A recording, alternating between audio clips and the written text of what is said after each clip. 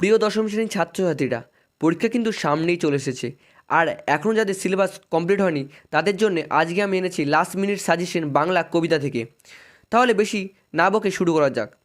অস্ত্রের বিরুদ্ধে গান কবিতাটির উৎস হলো জয় গোস্বামী। দ্বিতীয় প্রশ্ন, বিরুদ্ধে শব্দের আক্ষরিক অর্থ হাতিয়ার।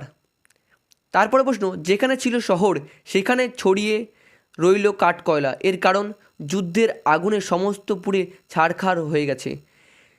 আমাদের মাথার ওপর কি? মাথার ওপর বোমারু। কন্যারে ফেলিল যথা, কন্যার নাম কি? পদ্মাবতী। আফ্রিকা কবিতার কবি হলেন বিশ্বকবি। ইন্দ্রজিতের স্ত্রীর নাম কি? প্রমীলা। রত্নাকর রত্নের তোমাকে লক্ষ্মী। আর সেই মেয়েটি আমার অপেক্ষায়, সেই মেয়েটি আজও অপেক্ষায়। কারণ কি? সে জানতো না কতক আর কখনো ফিরে যাবে না তার কাছে। হয়তো কি বেঁচে আছে পৃথিবী। সিন্ধুতটে কাব্যাংশটি কোন কাব্যগ্রন্থের অন্তর্গত? উত্তর হবে পদ্মাবতী। এখানে যতগুলো প্রশ্ন আমি আজকে বলবো সবকটি প্রশ্ন গুরুত্বপূর্ণ এবং পরীক্ষায় আসার চান্স আছে। আর এই প্রশ্নগুলো আমি সম্রাট এক্সক্লুসিভ, রায়মার্টিন, টার্গেট, প্রান্তিক সমস্ত ধরনের বই থেকে বাছাই করে নিয়ে এসেছি, তাই তোমরা অবশ্যই দেখো। আর ভিডিওর লেন্থটা একটু বড় হবে কারণ সমস্ত বইয়ের কবিতারই এখানে ক্যাপচার করা হয়েছে। আমার শুধু একটি কোকিল, কোকিলটি কি? কবির অনুভূতির জগৎ। আয়ারও বেঁধে বেঁধে থাকি, বাক্যটির অর্থ কী? দীর বন্ধনে থাকা। কবি পাবলো নেরুদা সাহিত্য নোবেল পুরস্কার লাভ করেন কত খ্রিস্টাব্দে? 1971 খ্রিস্টাব্দে। সৃঞ্জনী আকর্ষী রোষে, এখানে সৃঞ্জনী শব্দের অর্থ কী? ধনুকের ছিলা।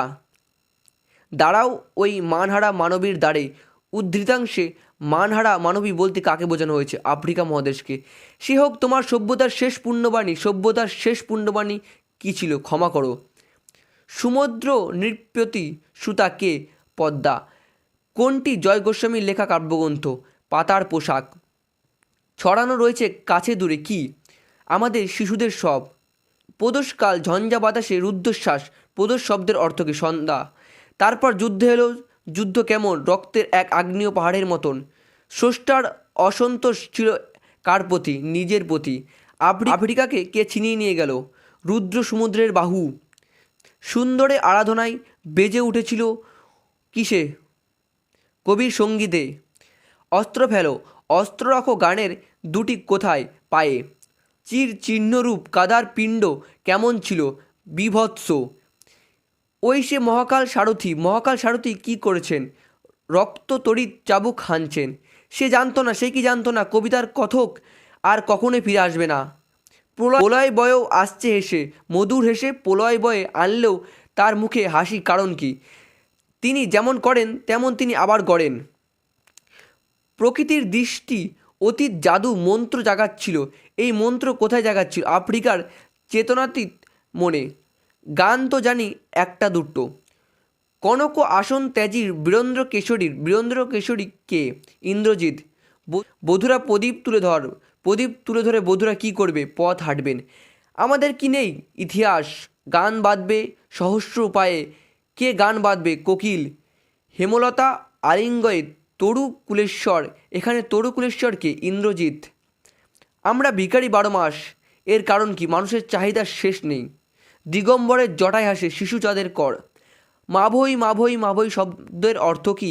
ভয় করো না। নখ যাদের তীক্ষ্ণ, কার চেয়ে নখ তীক্ষ্ণ? নেকড়ের। ছদ্মবেশী অম্বরাশি সুতা উত্তরিলা। অম্বরাশি সুতা যার সম্পর্কে বলা হয়েছে তিনি হলেন লক্ষ্মী। যুগান্তরের কবি কি বলবেন? ক্ষমা করো। উড়েছে কৌশিক ধ্বজ কথাটির অর্থ কি? রেশমি কাপড়ের পতাকা।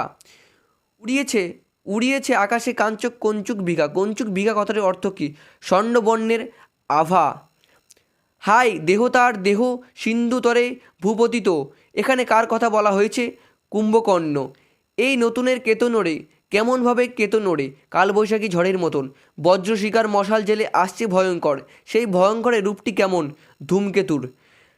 পক্ষীন্দ্র যথা নাদে, পক্ষীন্দ্র কি? গরুর। ভেঙে আবার গড়তে জানে সেটি চিরসুন্দর।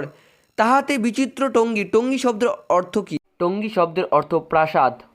প্রলাস কবিতাটির মুখ্য উপজীব্য হল বিপ্লববাদ। কি প্রতিরোধ করতে কবি গানের বর্ণ পড়েছেন? অস্ত্র। ওরে ওই আসছে ভয়ঙ্কর, ভয়ঙ্কর হাসির কারণ কি? দীর্ঘকালের আগল ভাঙার আনন্দ। তোর প্রিয় দশম শ্রেণীর ছাত্রছাত্রীরা, বাংলা কবিতা থেকে এই ছিল আজকের কিছু most important question and answer. আশা করি এই প্রশ্ন উত্তরগুলো দেখে রাখলে তোমাদের পরীক্ষায় অনেকটা কমন আসতে পারে। তাহলে দয়া করে এই প্রশ্নগুলো তোমাদের ভালো করে দেখে রাখো বা মুখস্থ করে রাখো বা লিখে রাখো।